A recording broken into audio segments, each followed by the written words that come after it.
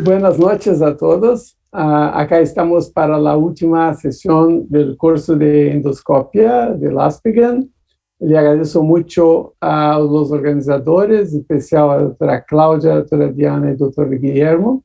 Es muy importante que este curso es más un paso en el trabajo de actual gestión de la LASPGAN. Nosotros tuvimos en cada una de las sesiones en torno de 100 participantes, o que nos parece un buen resultado. El punto científico es el punto alto de todas las sesiones. Para la sesión de hoy, yo voy a invitar al doctor Guillermo Alarcón, que es un pediatra gastroenterólogo en endoscopia infantil del Hospital Castro Rendón, docente de la Cátedra de Pediatría de la Universidad de Comahue, en Argentina.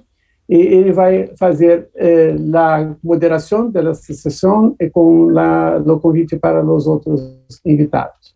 Eu já posso afirmar que este curso nos trouxe muita satisfação para a LASPGAN e já estamos programando para o próximo ano um novo curso de endoscópia. Isto vai ser, com certeza, organizado por esse mesmo grupo. Gracias a todos. Paso la palabra para el doctor Guillermo. Bueno, buenas noches para todos. Es para mí un agrado presentar en este momento las charlas que vamos a tener para finalizar este curso. En primer término vamos a presentar técnicas para colonoscopía difícil a cargo de la doctora Mariela Antonisca, médica pediatra, gastroenteróloga y endoscopista infantil del Servicio de Gastroenterología del Hospital Garrahan, coordinadora del Comité de Endoscopía de la Sociedad Argentina de Pediatría, miembro de ENDIVA, FAGE, actualmente realizando un fellowship de vía biliar en el Hospital de Cruce, de Florencio Varela, y también con mucho orgullo argentino y latinoamericano, quisiéramos agregar Leona, arquera histórica de la selección argentina de hockey, medalla de oro en los Juegos Panamericanos de 1999, 2003, plata en Sydney 2000 y bronce en Atenas 2004, así también como campeona mundial en Perth, Australia en 2002. Siempre he pensado que las personas campeonas en todas sus letras son las más humildes y capaces, y ella es un ejemplo de esto.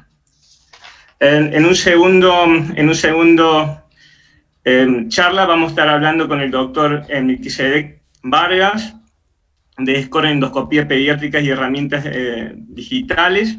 Melqui es gastroenterólogo pediatra, director científico del Laboratorio de Fisiología Digestiva GastroKit Pereira, Colombia, miembro LASPGAN y Sociedad LATAM Neurofisiología, profesor universitario de la Universidad del Bosque de Bogotá, Colombia, investigador.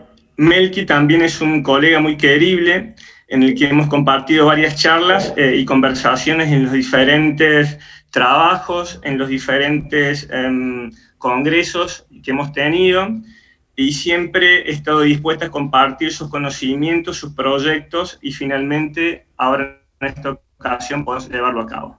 Adelante, Mariela.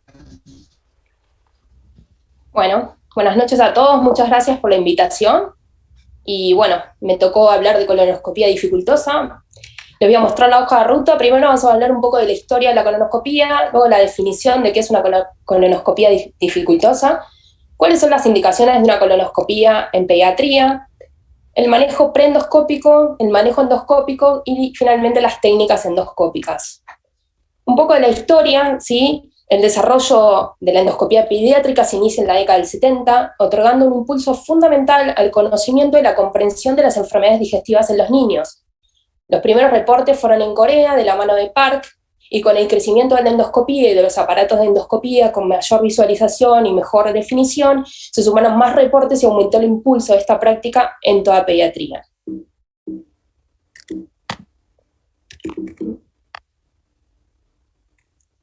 Bueno, ¿cuáles son los factores asociados a una colonoscopía dificultosa?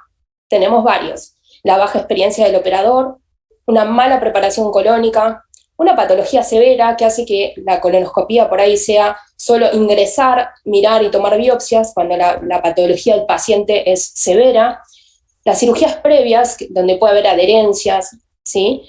El un transverso largo, la radiación, un paciente que haya tenido radiación por quimioterapia, por alguna enfermedad oncológica, el sexo femenino, ¿sí? Y los pacientes muy delgados a veces hacen que la colonoscopía sea dificultosa. ¿Cuáles son los indicadores de calidad de la videocolonoscopía en la sociedad americana? Estos son la indicación adecuada del estudio, obtener el consentimiento informado, como dijimos antes, la correcta preparación colónica, la técnica de la colonoscopía y la intubación cecal, el tiempo de retirada y las complicaciones de la colonoscopía.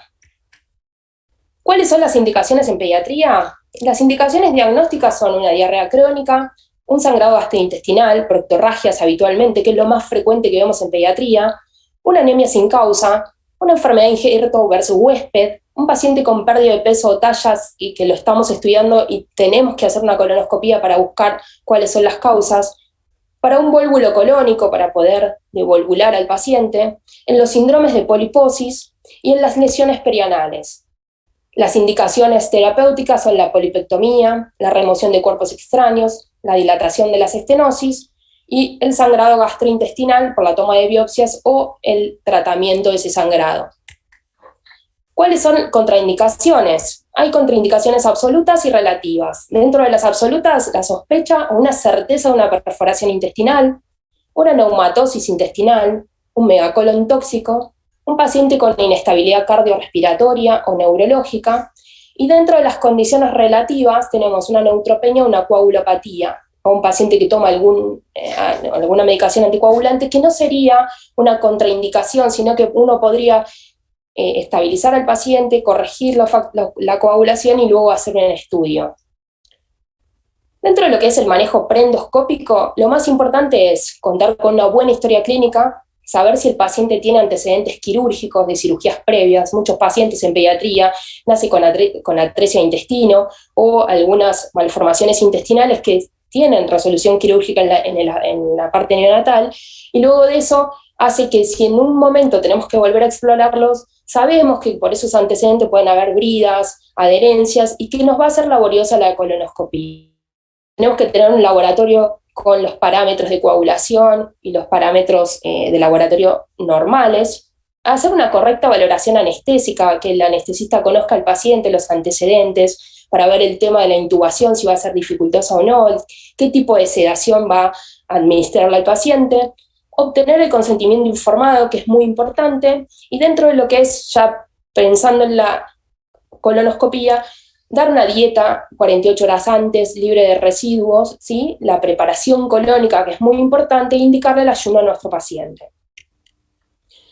Con respecto a la preparación colónica, que es algo muy importante y fundamental, es para realizar una buena colonoscopía, ¿sí? Entonces uno tiene que estar muy presente el tema de la preparación colónica, porque esto va a ser fundamental para no solo visualizar bien la mucosa en la colonoscopía, sino también porque esto nos va a llevar a que si no tenemos una adecuada colonoscopía, a tener una adecuada preparación colónica, a tener que suspender posiblemente el estudio. Las guías de EBSCAN nos recomiendan que debe ser indicada de acuerdo a la edad, el peso y la tolerancia del paciente. Habitualmente, en menores de 6 meses, uno le puede indicar enemas y el ayuno. Entre 6 meses y 2 años, uno puede indicar enemas y de acuerdo a la patología del paciente, o una preparación con PEC sin electrolíticos y sin electrolitos y el ayuno. En chicos entre 3 años y 12 años, lo ideal es indicar el PEC con electrolitos a más o menos 50-70 mililitros por kilo, eso depende de cada hospital o de cada centro de endoscopía. Y en los chicos mayores de 12 años, lo ideal es indicar PEC con electrolitos más simeticona, que mejora los efectos sobre las burbujas y todo de la preparación colónica. En pediatría el picosulfato no está recomendado porque existe el riesgo de falla renal. ¿Por qué es importante la preparación? Porque si nos encontramos con cuando estamos haciendo la endoscopía con alguno de estos casos, en estos casos uno no puede visualizar la mucosa, se va a encontrar con materia fecal sólida, en algunos casos tapizando la mucosa, y esto va a dificultar y va a ser imposible que tengamos una adecuada visión de la mucosa, y eso nos va a dificultar el ingreso o la llegada al ciego, que es el objetivo final de la colonoscopía. Entonces, la inadecuada preparación colónica nos obliga a suspender un estudio programado bajo anestesia.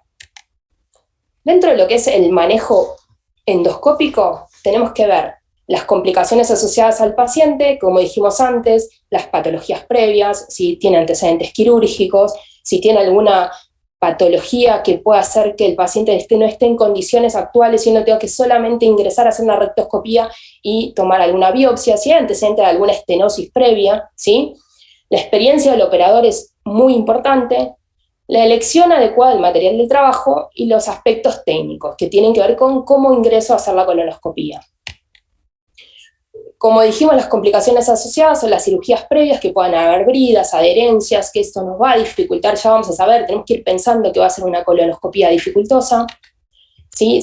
Las patologías previas, las colitis severas, ¿sí? Entonces uno ahí, cuando nos encontramos con alguna endoscopía, con estas lesiones, uno lo que debería hacer es simplemente tratar de no insuflar mucho, ingresar, tomar las biopsias y salir, porque el paciente por lo general en esto sangran, por ahí están inestables hemodinámicamente, entonces uno lo que debe hacer es tratar de hacer el menor daño posible, tomar las biopsias y retirarse.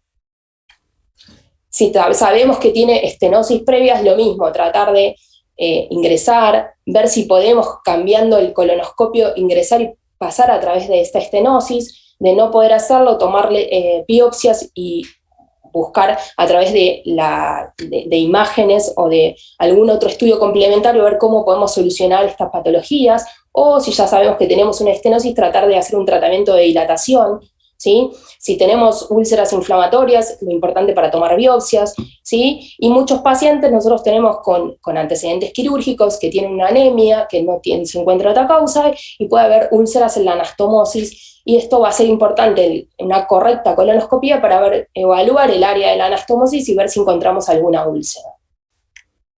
Con respecto a la experiencia del operador, es importante la formación del endoscopista. El endoscopista tiene que tener conocimientos técnicos, un aspecto cognitivo y una integración de ambos aspectos, ¿sí? Conocer la correcta posición de las manos a tomar el endoscopio, el uso de los controles, el manejo del torque durante la colonoscopía, visualizar adecuadamente la mucosa, hacer el movimiento de retirada, cuando uno va realizando la retirada de la colonoscopía, ir evaluando bien los sectores del colon, ¿sí?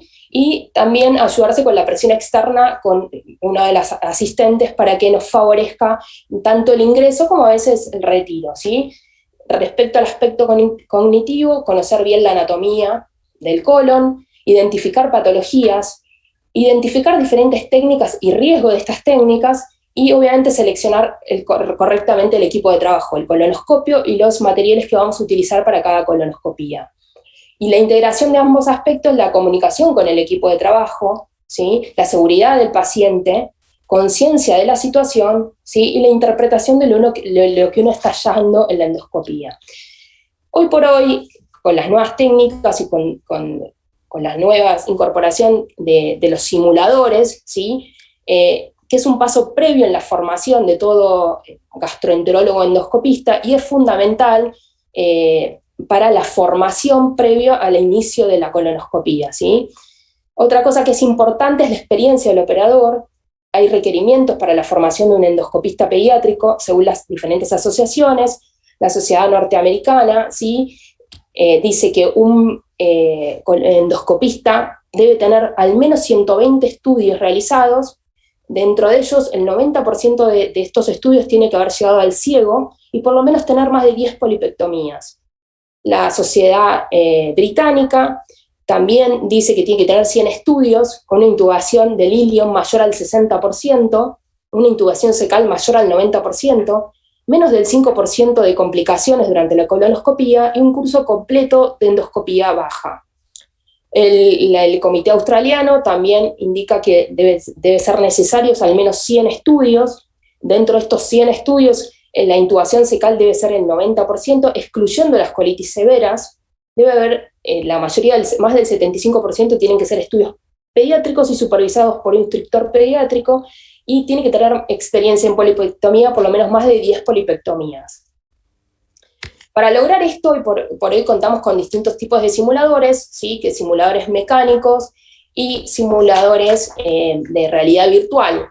Nosotros en el Hospital Garrahan contamos con un simulador de realidad virtual y un simulador mecánico, y esto nos favorece y hace que los simuladores ayuden a aprender de forma segura, ¿sí? Que uno pueda practicar la situación de la colonoscopía en reiteradas oportunidades, practicar estos ejercicios reiteradas oportunidades, aprender a hacer los torques, aprender a ingresar en el colon, porque estos simuladores tienen distintos grados de dificultad que uno se los puede ir poniendo y sacando de acuerdo al avance de los que estamos formando, ¿sí? Y es una forma segura de empezar a tomar contacto con el colonoscopio, con el endoscopio, previo al ingreso a realizar una colonoscopía.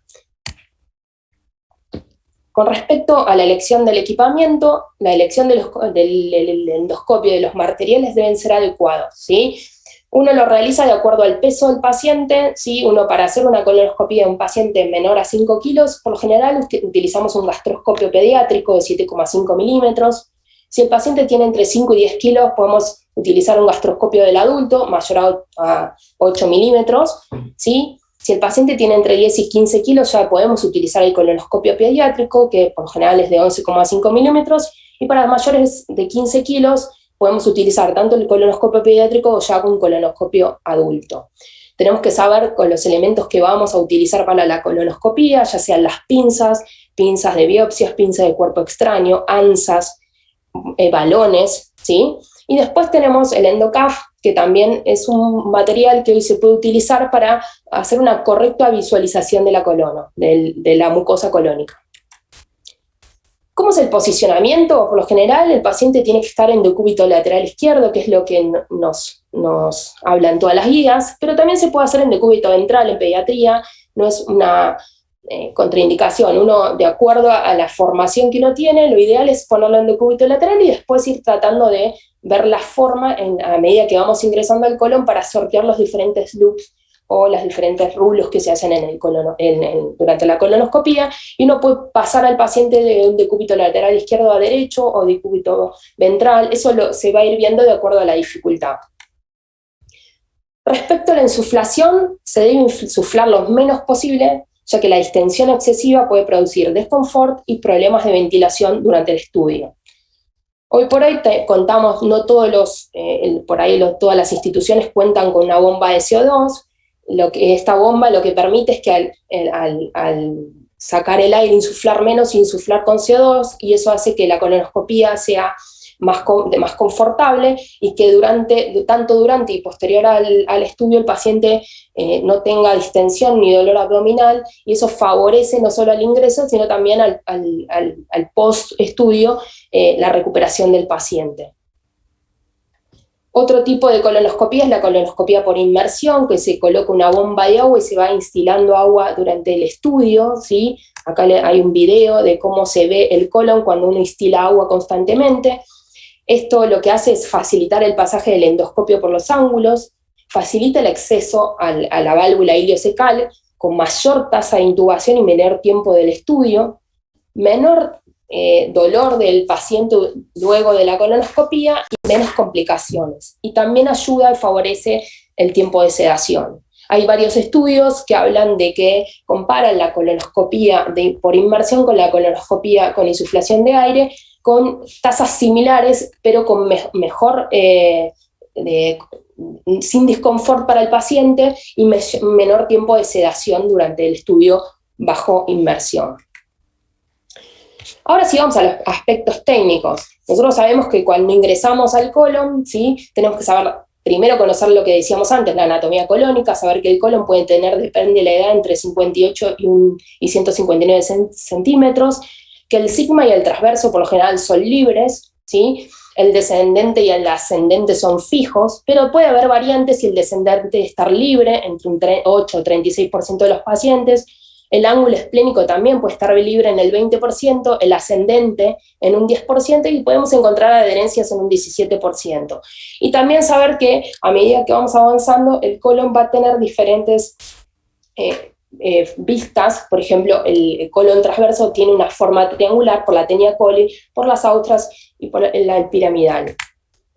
Lo que vamos a ver bien durante el estudio, tratar de observar, es en la colonoscopía los diferentes sectores, ¿sí? El recto, el sigma, el ascendente, el descendente, el transverso, ver el brillo, ver el patrón vascular, ver los diferentes sombras o parámetros anatómicos que nos ayuden a ver en qué ángulo estamos, ¿sí? Y obviamente llegar al ciego, que es el objetivo final, y tratar de intubar el ilion, que es como para completar la colonoscopía. Intubar el ilion, ¿sí? Ver la mucosa del ilion, ver el aspecto, todo esto es importante para saber en una colonoscopía normal y luego ver en las colonoscopías que nos vamos encontrando con patología, cómo vamos a ver las diferentes situaciones.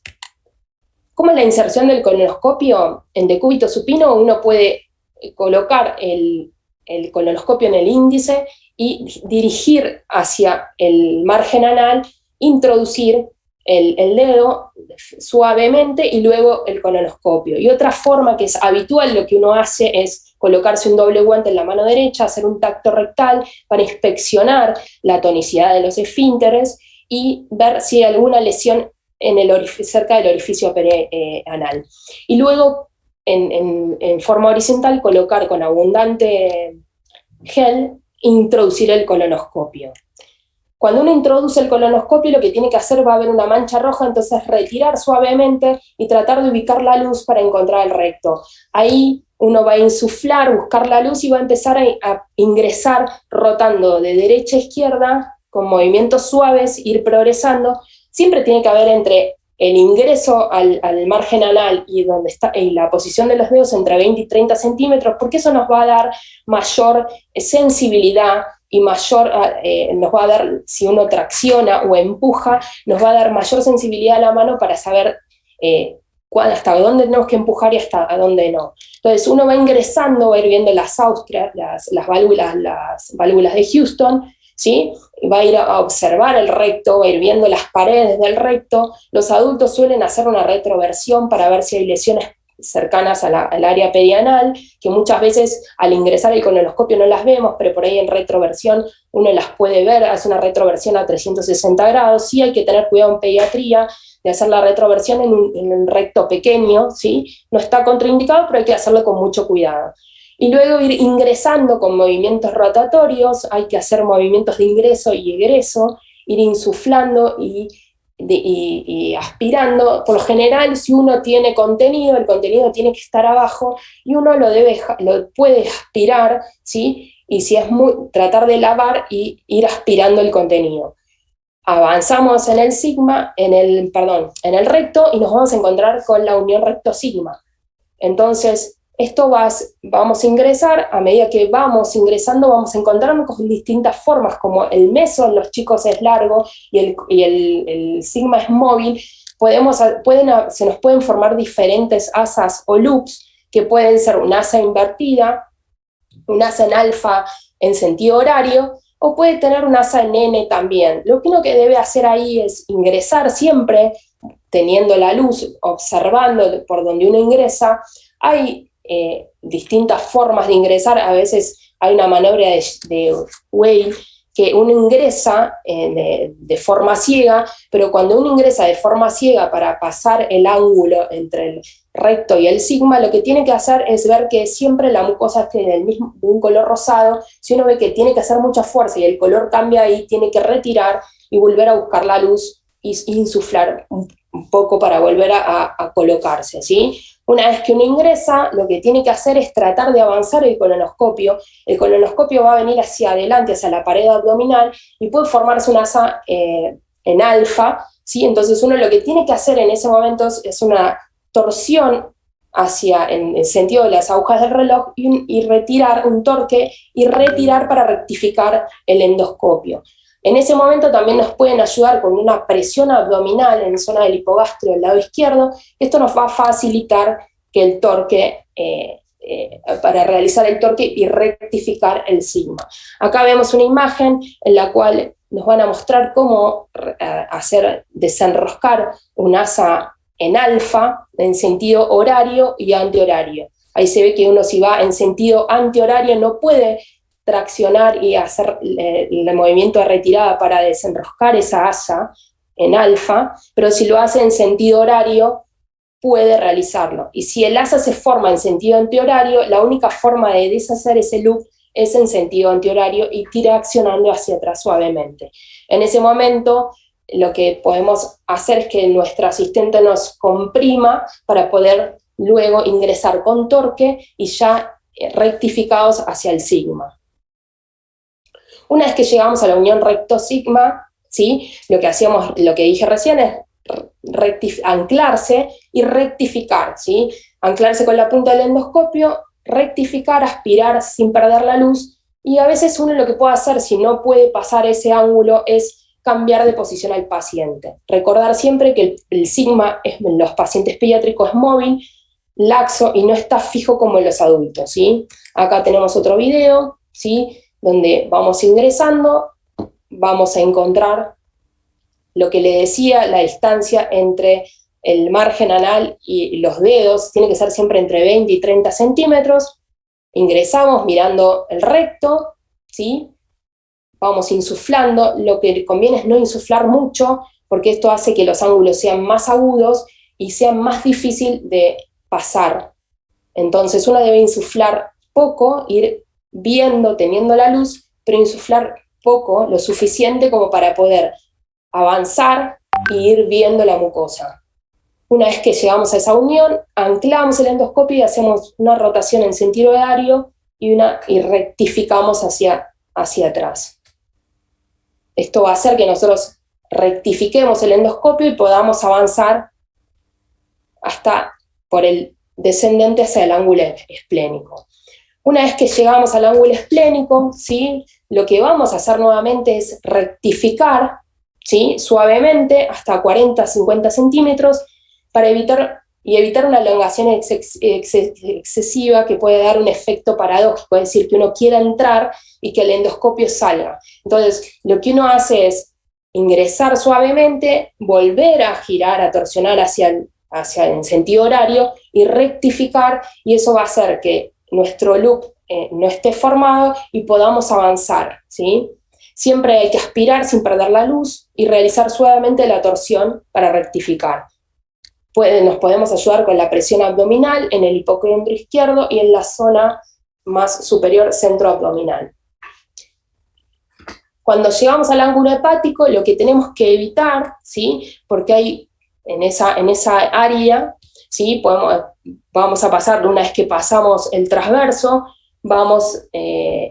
lo que vamos a hacer es volver a rectificar, ¿sí? Volver a torsionar y tratar de rectificar el endoscopio, ¿sí? Una vez que pasamos el transverso, que es el de las austrias, rectificamos, ¿sí? Con un efecto paradojal vamos a encontrar, vamos a ver el ascendente, y ahí lo que vamos a hacer es volver a anclarnos, rectificamos, aspiramos, y el endoscopio se va a ir anudando el colon se va a ir anudando en el colonoscopio, y eso nos va a permitir avanzar para pasar el ángulo hepático, ¿sí? A veces lo que tenemos que evitar es que puede haber transversos que son muy largos, ¿sí? Entonces, cuando rectificamos en el ángulo esplénico, lo que hacemos es ingresar al transverso, ir aspirando, ¿sí? A veces, si hay un transverso en guirnalda, lo que vamos a hacer es comprimir para poder pasar a través de ese transverso hasta llegar a este ángulo hepático. Una vez que llegamos, nos anclamos,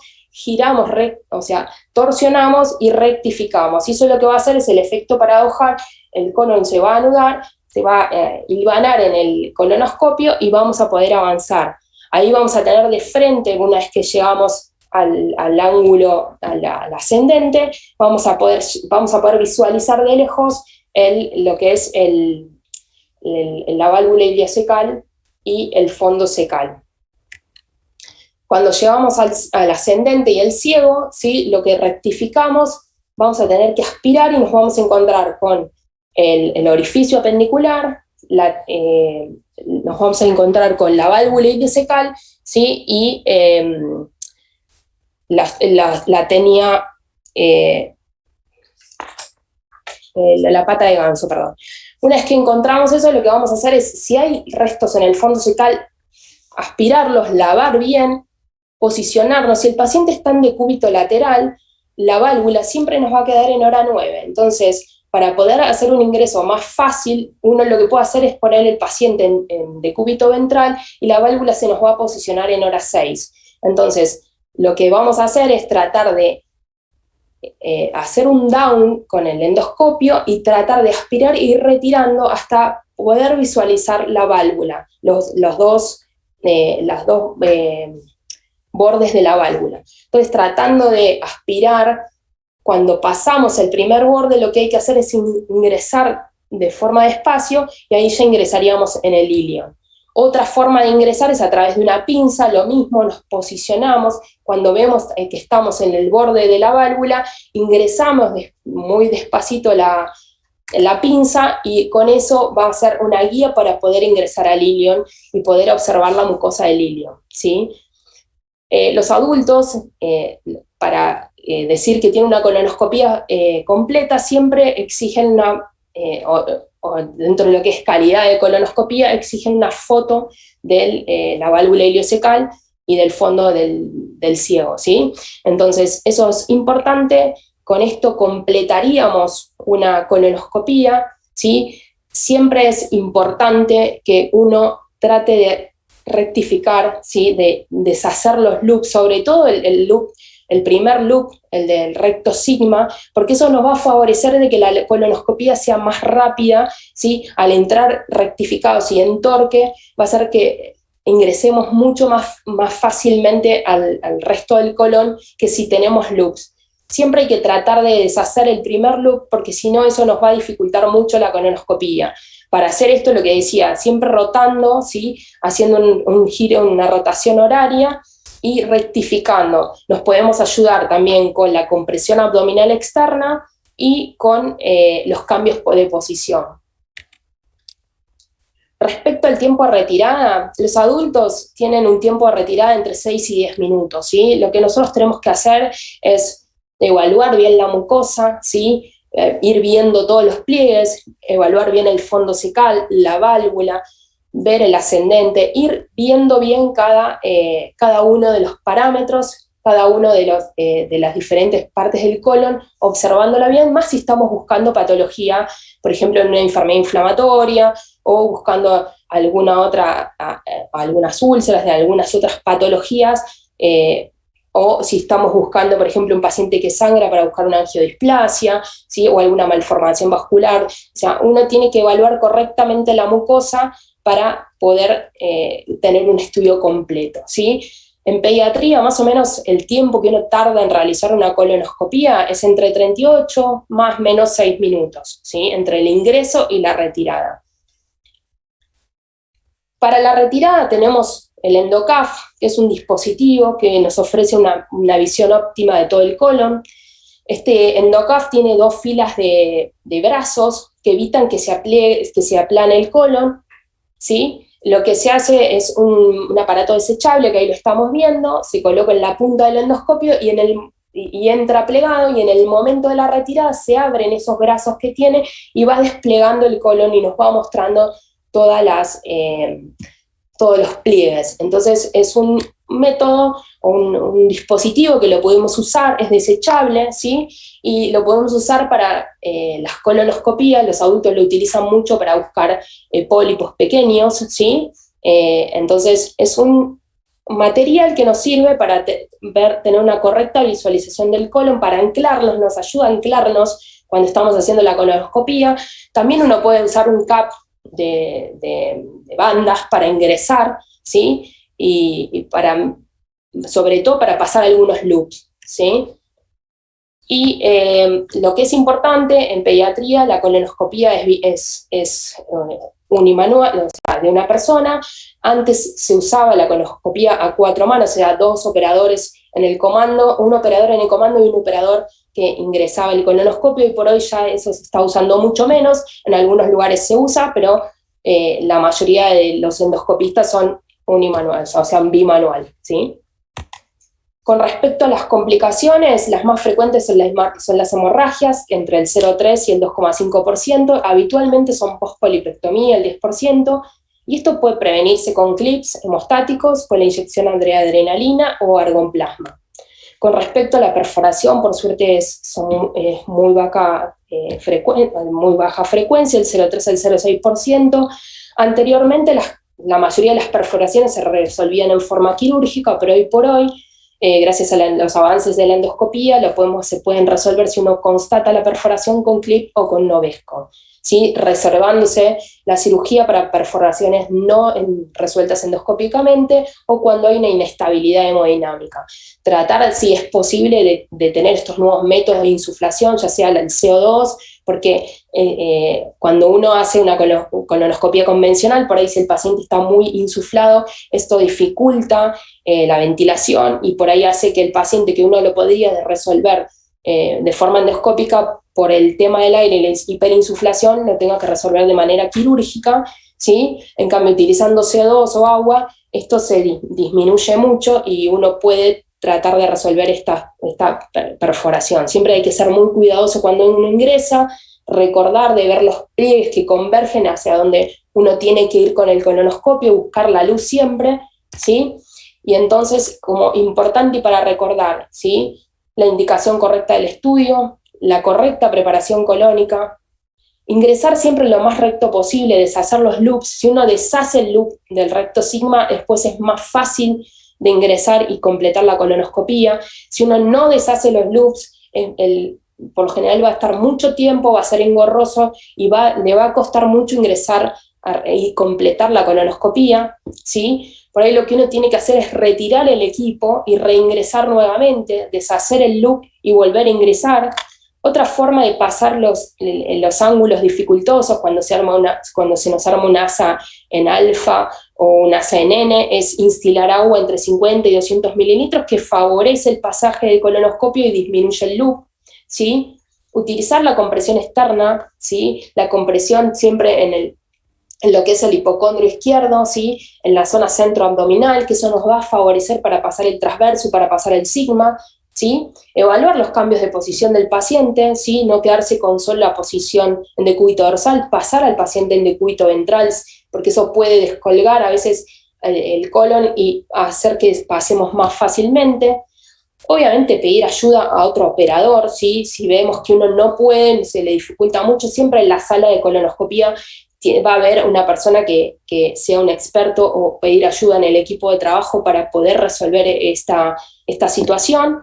Y pensar siempre en la seguridad del paciente, no insistir y eventualmente es preferible reprogramar el estudio y evitar el daño, ¿sí? Si uno no puede pasar porque el paciente tiene cirugías previas, tiene muchas bridas, el colon hay alguna estenosis o alguna dificultad en el ingreso y uno puede pedir ayuda si no se complica el estudio, por ahí es preferible que reprogramar el estudio y volver a abordar el paciente más adelante.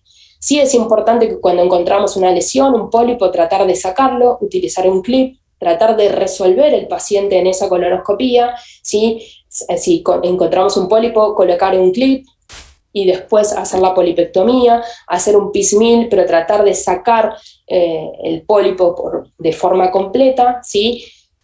Si el pólipo es muy grande, tal vez reprogramar el estudio, hablar con la familia, con el paciente y hacer la polipectomía completa, pedir ayuda siempre, ¿sí? Si uno no puede realizar algún estudio, tratar de ayudarse con sus compañeros, con el equipo de trabajo, con el equipo de endoscopistas para tratar de poder resolver ese estudio, ¿sí? Así que bueno, eso es todo por hoy. Este es mi equipo de trabajo, es mi hospital y espero que les haya servido la clase. Es muy técnica, traté de poner algunos videos como para que sea más fácil y bueno, esto es practicar. Lo bueno es que hoy por hoy contamos con simuladores y esto hace más fácil la realización de estas colonoscopías. Uno puede practicar, deshacer los loops, practicar el torque, todo esto nos ayuda para después abordar un paciente. Muy buenas noches, agradezco la invitación al comité organizador de este novedoso y exitoso curso y a LabScan por darnos este espacio para la actualización. Vamos a hablar de los SCORE en endoscopia digestiva pediátrica.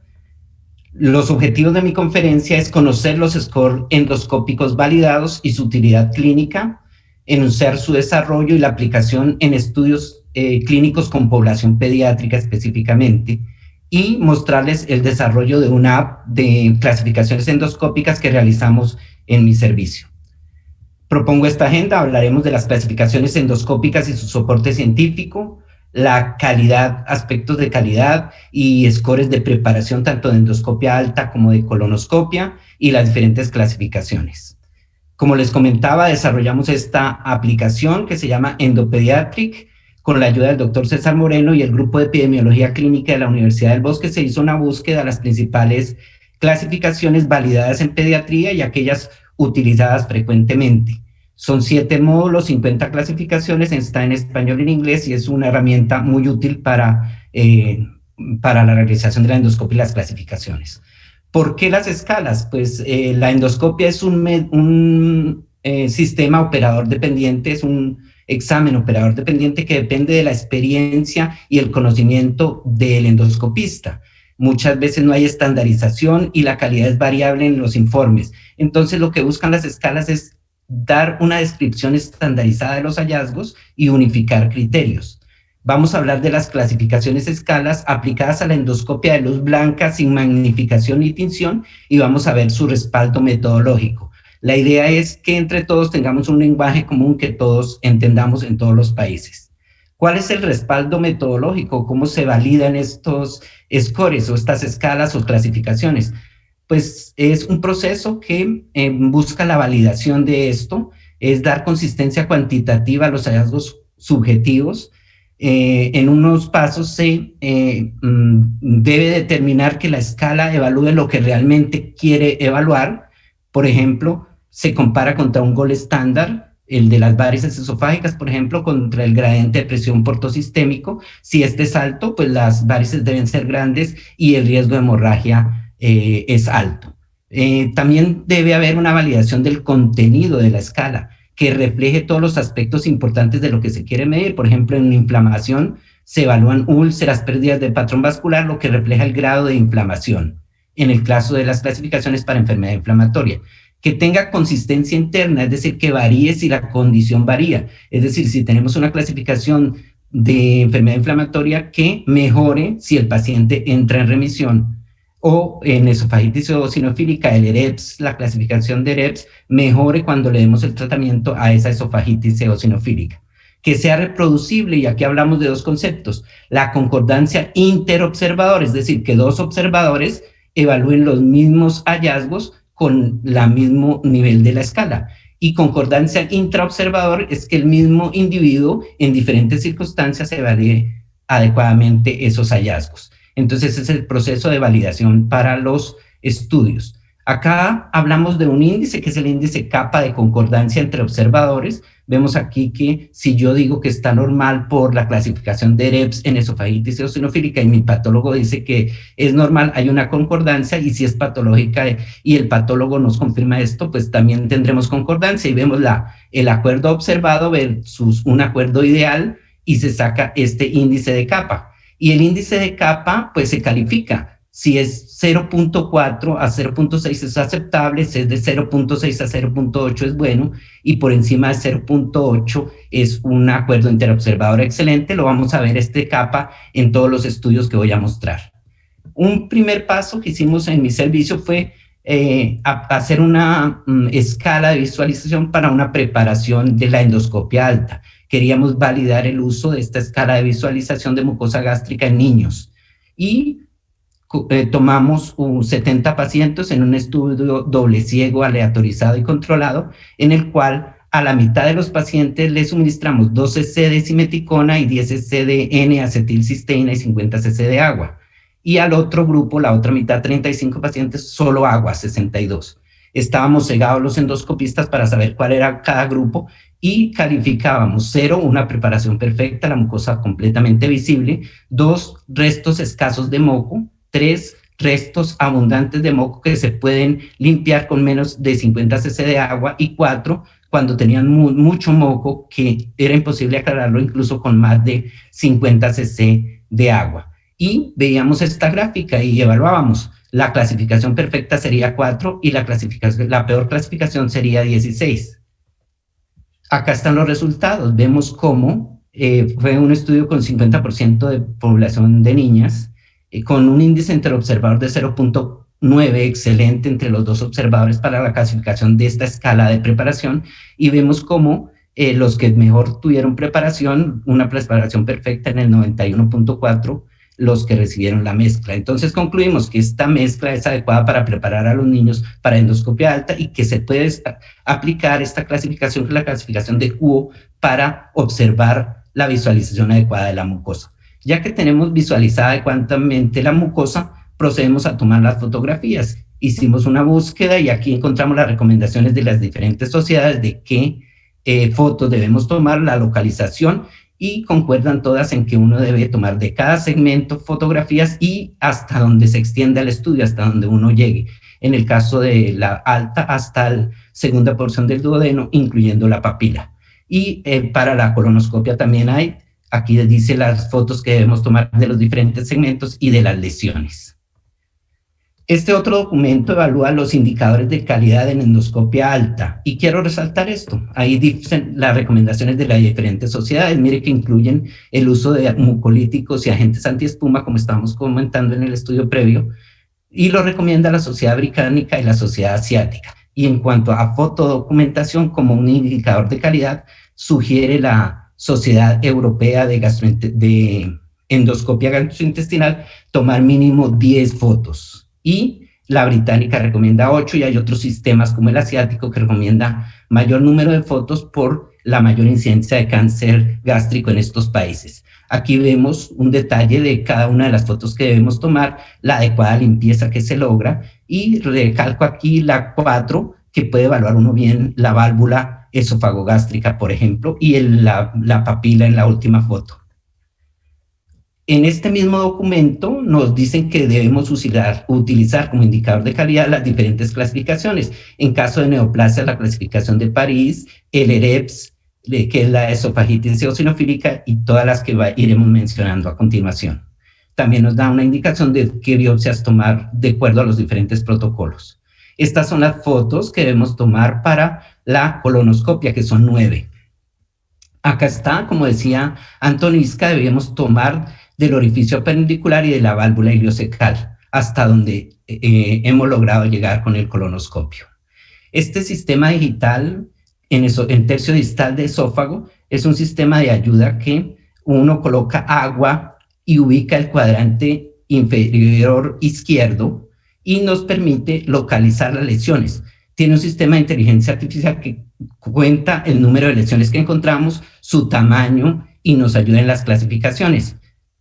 Aquí, con ayuda de inteligencia artificial, vemos el área donde más frecuentemente se detecta cáncer de esófago, por ejemplo. Entonces, en el futuro tendremos inteligencia artificial y realidad aumentada, en la cual nos va a determinar qué lesión, el tamaño, la localización, la extensión, y nos va a proponer una actitud terapéutica. Tendremos a Reinaldo con visión aumentada haciendo endoscopia. Y aquí vemos unos ejemplos de esto. Vemos cómo el software nos va ubicando la lesión, nos va tomando las fotos, nos dice la localización, el tamaño y la conducta terapéutica a seguir. En el cuadro de la derecha nos dice dónde tomar las biopsias y nos hace una reconstrucción tridimensional de la misma endoscopia con tecnología EndoFlip. Este sistema es un sistema más complejo, un sistema de fotodocumentación alfanumérica, en el cual se toma el hipofaringe, esófago superior, medio, inferior, y se avanza la endoscopia hasta el antro y se gira siguiendo las manecillas del reloj, tomando fotos. En el anillo pilórico, pared anterior del antro, curvatura menor, pared posterior y curvatura mayor en dirección de las manecillas del reloj, lo cual nos da este sistema de 28 fotos. Nosotros aplicamos este sistema en estas dos pacientes de 8 y 11 años, hijos de mamá fallecida por cáncer gástrico con un cáncer genético, y detectamos esta lesión en A7, que es la pared anterior del antro, y la clasificamos con la clasificación de París como una lesión 0, 2A elevada y 2C deprimida, como explicaremos a continuación. Entrando en materia en clasificaciones, vemos el módulo de esófago de la aplicación que desarrollamos con las diferentes clasificaciones. Inicialmente las primeras clasificaciones fueron dadas por los otorrinos. El doctor Savary es un otorrino de Suiza, de Lausana, Suiza, quien con un gastroenterólogo, el doctor Miller, desarrolló la clasificación de Savary-Miller. Algunas de ellas han entrado en desuso por la complejidad y porque la mayoría de nosotros ya usamos la clasificación de Los Ángeles. En esta gráfica vemos las fortalezas y limitaciones de cada una de ellas, llamando la atención en la de Tidgat, que tiene estudios en lactantes, como mostraremos, y en la de Los Ángeles, que es la más estudiada, más exacta para determinar extensión radial, y tiene estudios de correlación con pH, impedanciometría, y tiene buena variabilidad o acuerdo interobservador. Acá vemos, esto se propuso en un congreso mundial en Los Ángeles precisamente, de ahí su nombre, la clasificación de Los Ángeles, y fue validada en este estudio en 1999 con 46 endoscopistas de diferentes continentes. Acá vemos la variabilidad, la concordancia interobservador, que es adecuada para la mayoría de los parámetros que se evalúa en la clasificación de Los Ángeles. Y vemos también la relación entre el grado de esofagitis y la carga ácida, la exposición ácida. Entre más esofagitis, más tiempo de exposición ácida tienen los pacientes. Y vemos otro detalle interesante, y es que los cambios mínimos que observamos pues tienen poca concordancia interobservador, casi nula. Entonces, por eso en las clasificaciones estos cambios mínimos no han tenido mucho éxito, porque lo que me parece a mí eritema, de pronto al otro no le parece, y no hay concordancia en estos cambios mínimos. Más bien estas clasificaciones, como hemos visto, detectan grados más altos de esofagitis. Vemos un estudio de niños donde se correlaciona el Boyce 8A con unas calificaciones altas. Entre más alta el Boyce 8A, más probabilidad de esofagitis.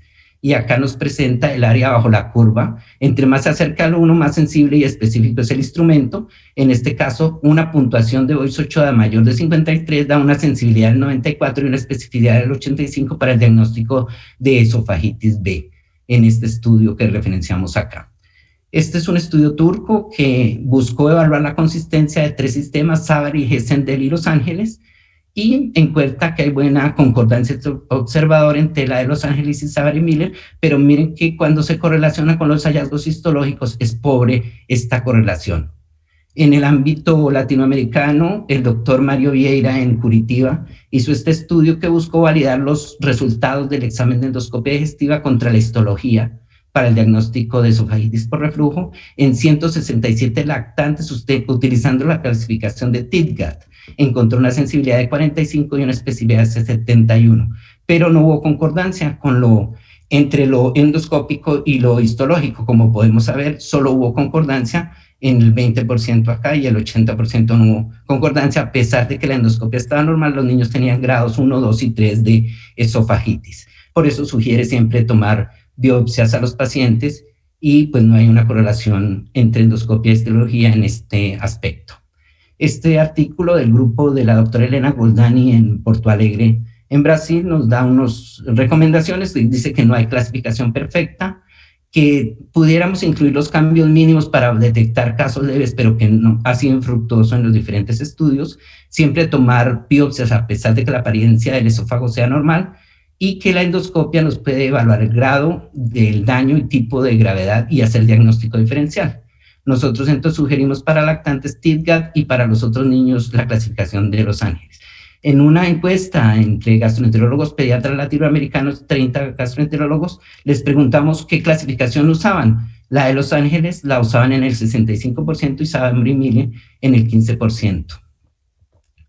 Otro de los sistemas de clasificación, o otra de las escalas, es el EREPS, que es un acrónimo para edema, anillos, exudado, surcos verticales y estenosis, propuesta por el doctor Girano en 2013 para evaluación de esofagitis eosinofílica, y está bien validada y es recomendada aplicarla en niños.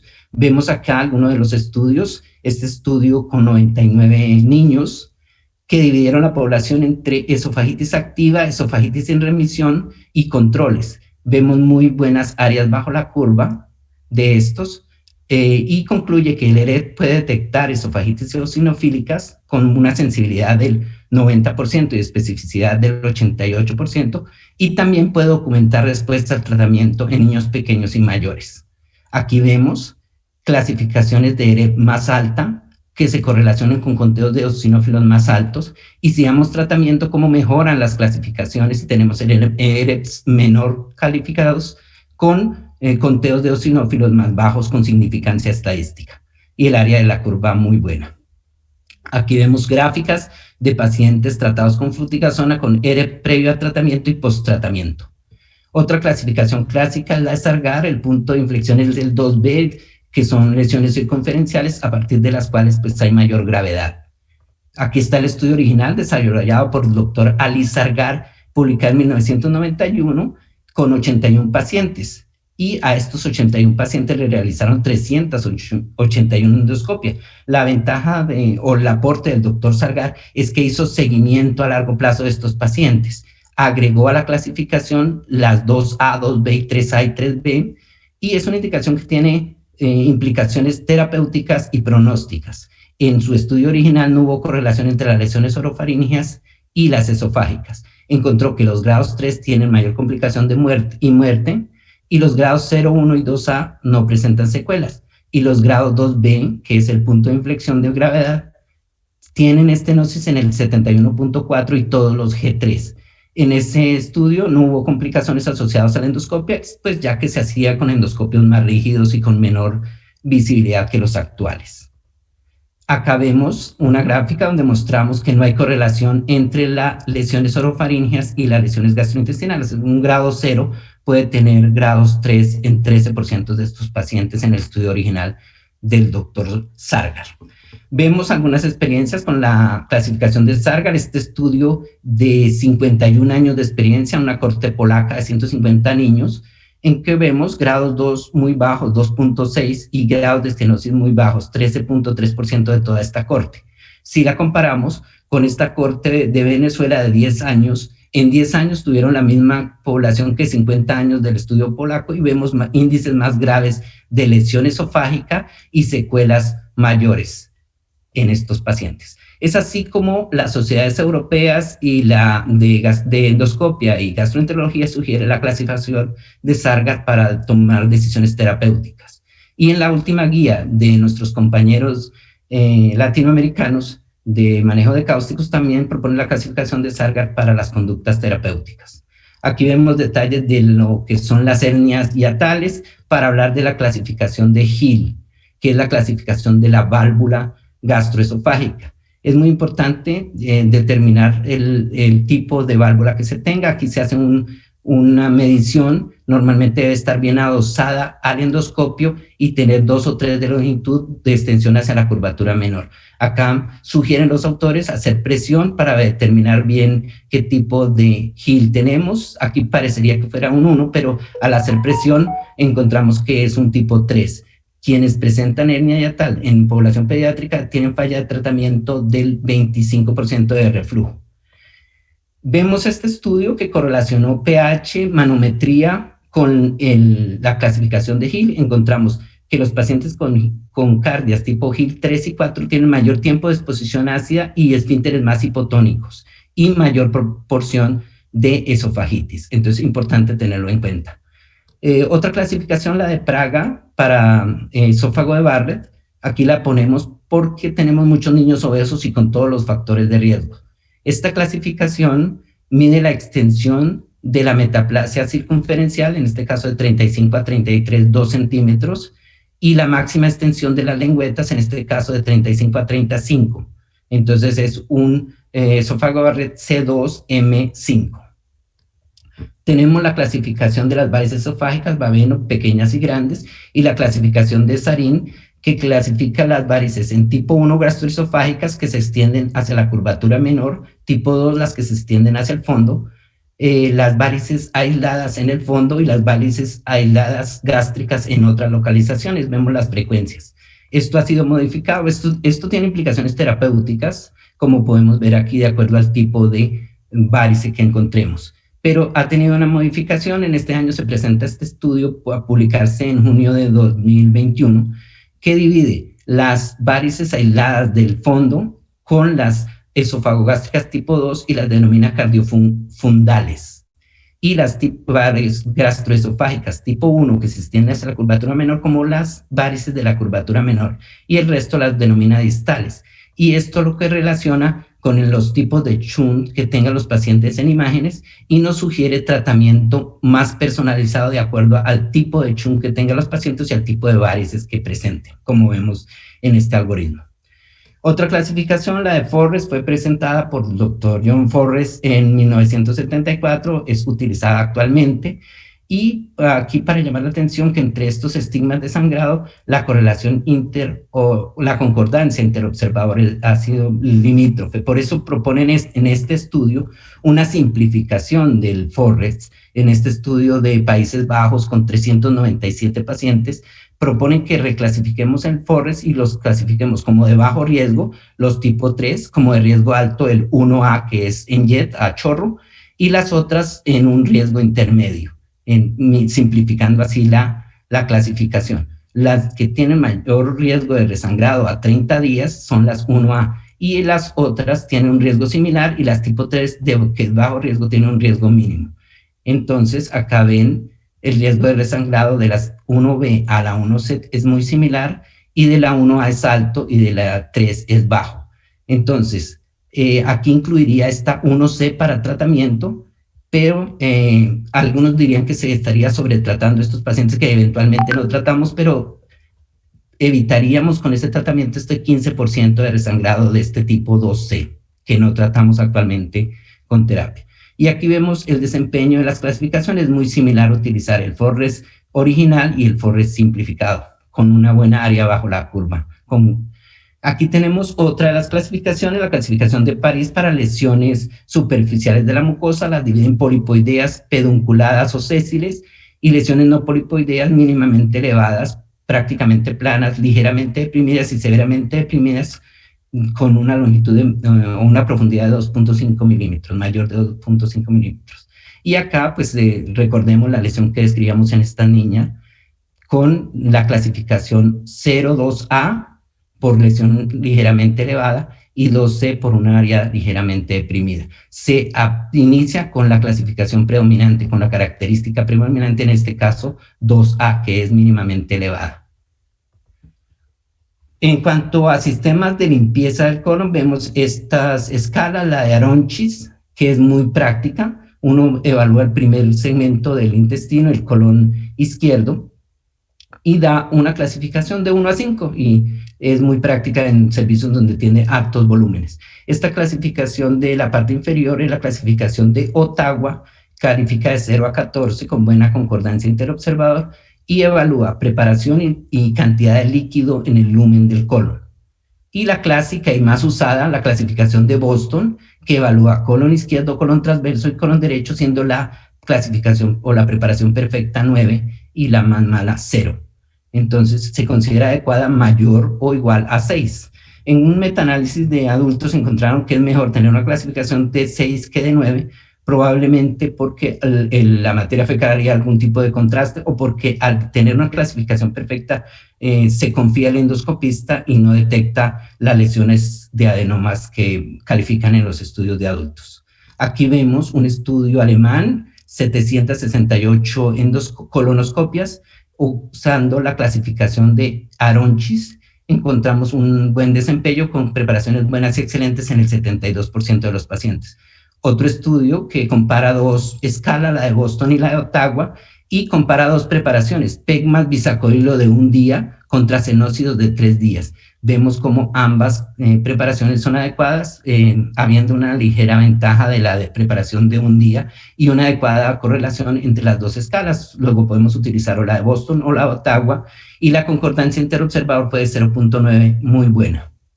En el ámbito latinoamericano, un estudio de Chile que evalúa la preparación en niños con una escala previamente validada, la de Boston, en 159 pacientes, logrando preparación exitosa en el 78% de ellos. En cuanto a clasificaciones de enfermedad inflamatoria intestinal, estas son las que disponemos y las que recomienda el grupo de Porto. encontramos que estas son las ventajas y limitaciones de cada una, y las recomendadas por la aplicación y por el grupo desarrollador de la aplicación fue usar la CCD, que es una simplificación de las CDIs. Tiene fuerte correlación con el CDI, excelente acuerdo interobservador y se relaciona con la calprotectina y es sensible al cambio. Y la U6, usarla para colitis ulcerativa, tiene alta correlación con la severidad, buen acuerdo interobservador y buena relación con la calprotectina. Estos son el grupo desarrollador de estas escalas.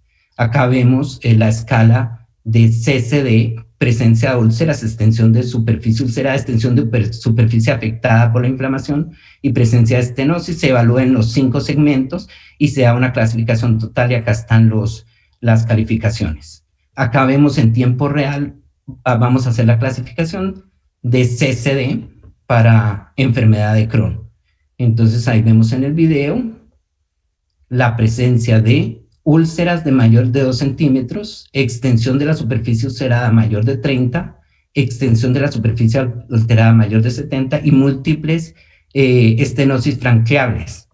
Si lo colocamos acá en la clasificación, entonces tendríamos una clasificación de 11 en el colon izquierdo. Se evalúan todos los segmentos y se suman. Algunos aspectos de la clasificación de Mayo, y esta es la U6. Vemos en tiempo real el uso de esta clasificación.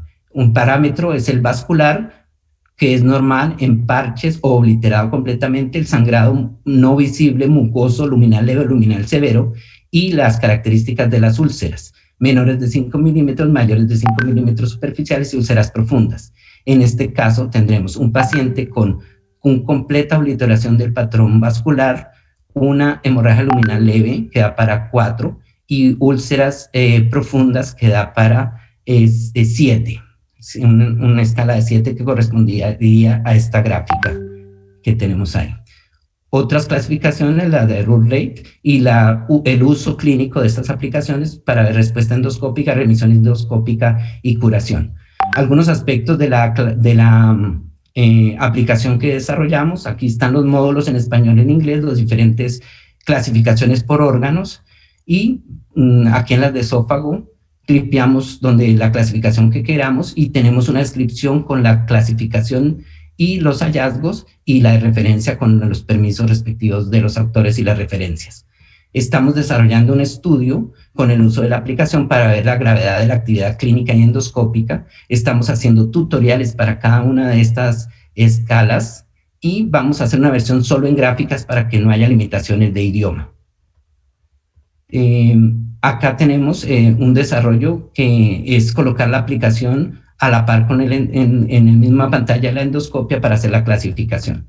En conclusión, las clasificaciones unifican nuestro lenguaje, son indicadores de calidad en endoscopia, no todas están validadas, pero es una oportunidad para hacer estudios para validarlas, y conocerlas mejor permite aplicarlas de forma adecuada. Agradezco mucho. Bueno, excelente, brillante la exposición de ambos. Vamos a hacer unas preguntas a cada uno. Para Mariela, en caso de enfermedad inflamatoria intestinal, principalmente Crohn, ¿es muy importante hacer un estudio valitado o doble contraste? Porque es muy frecuente que existan paredes muy finas que incluso con solo insuflación pueden producir perforaciones. ¿Qué crees vos de esta utilidad? Mira, nosotros en el hospital utilizamos más una enteroresonancia, más que un control varitado, ¿sí? Porque eso nos va a dar también, hoy por hoy, con contraste oral y endovenoso, el grosor de la pared, la grasa lesión, si hay un engrosamiento, si hay inflamación, nos va a dar parámetros indirectos, ¿sí?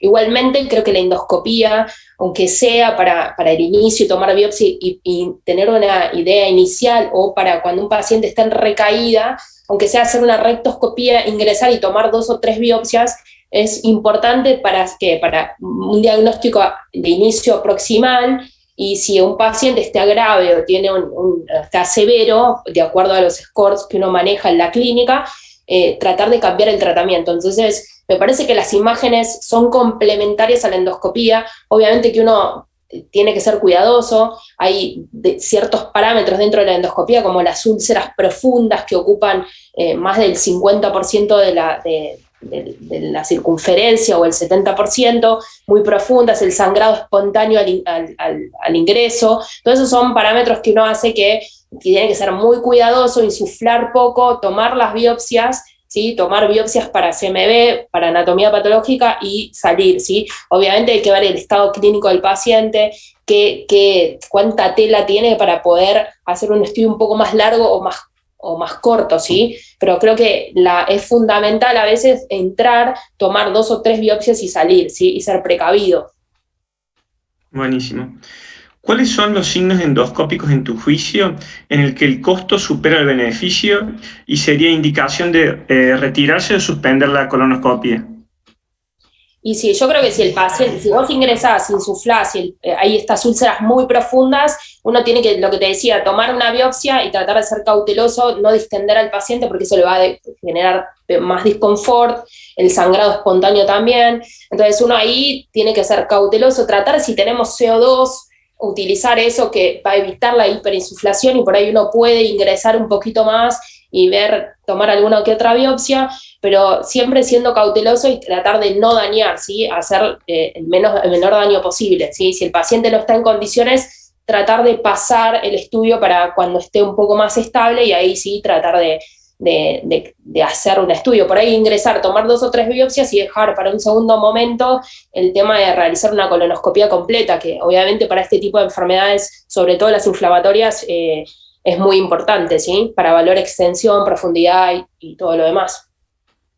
Buenísimo. Y tampoco el hecho de no ensañarse cuando por ahí uno no puede pasar algunos ángulos, si tienen un asistente, otro médico, darle la oportunidad de dar la posibilidad de que pase, y si no, bueno, también sería una indicación suspenderlo si no se puede. Exacto, uno tiene que tratar de entrar lo más recto posible, tratar de no tener luz, tratar de no hiperinsuflar porque eso agudiza los ángulos y hace más difícil el estudio. Entonces uno tiene que tratar de pasar, de mover al paciente, cambiarlo de posición, y si uno no puede, tratar de que otro operador lo intente hacer, y si no, bueno, por ahí decir, bueno, se retoma más adelante. Obviamente, si el paciente no está bien preparado, tampoco hacer una colonoscopia, porque no nos va a servir tratar de ir esquivando materia fecal o mucho contenido, ¿sí? Eso también es importante, y bueno, me parece que esas cosas, uno no ensañarse, tratar de hacer hasta donde sabe que va a llegar. Hay pacientes que son difíciles, que tienen cirugías, y que ya sabemos de entrada que va a ser una colonoscopia dificultosa, que nos va a costar. Buenísimo. Y va a ser laboriosa. Buenísimo, muy claro. Néstor Lucero también menciona no solo la importancia del operador, sino la de tener un asistente formado. Sí, yo creo que es importante el asistente, porque uno no solo para la compresión externa, sino para la utilización del instrumental, ¿sí? Cuando tomamos biopsia o hacemos una polipectomía, y por ejemplo en vía biliar el asistente es fundamental para poder canular la papila y para poder hacer toda la instrumentación. Entonces hay estudios que por ahí el asistente uno se puede manejar casi solo haciendo algunos procedimientos, pero hay otras que el asistente es fundamental, y creo que tener un asistente de endoscopía entrenado y que sepa de los instrumentos, sepa de los colonoscopios y que de todo lo instrumental que uno tiene disponible es fundamental. Buenísimo. Bueno, tengo una pregunta para Melqui. ¿Cuál sería el mejor consejo para sistematizar el uso de escalas? ¿Cuáles no deberían faltar en nuestro reporte según tu criterio, Melqui? Bueno, una ayuda son las aplicaciones. Esta aplicación es sencilla, está para dispositivos Android y para iPhone. Hemos hecho ya el experimento de colocar un endoscopista que no tenga experiencia en determinada clasificación y toma 1 minuto clasificarla con el uso de la aplicación. Tenemos proyectado que con los estudios que vamos a hacer, los tutoriales, pues veremos esa diferencia en un estudio clínico, viendo antes de la aplicación o antes de la capacitación en el uso de la escala y posterior al uso de la escala, cómo es el desempeño.